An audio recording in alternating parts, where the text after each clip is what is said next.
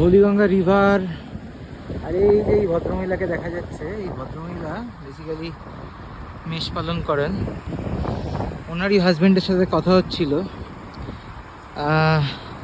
হঠাৎ করে একটা জিনিস মনে হলো যে পৃথিবীতে সুখ বা সুখী কে? Elon Musk, Mukesh Ambani? Actually বোধহয় নয়। আমি যখন ভদ্রলোকের সাথে কথা বলছি তখন উনি বলছেন যে ওনাদের দিন প্রতি ওই 200-250 টাকা খুব কষ্টে শিষ্টে রোজগার হয়। আমি বললাম যে কাছেই তো 25 কিলোমিটারের মধ্যে যোশীমঠ, আপনারা তো ওখানে যেতে পারেন, তো ওখানে আরও বেশি পাগার পাবেন।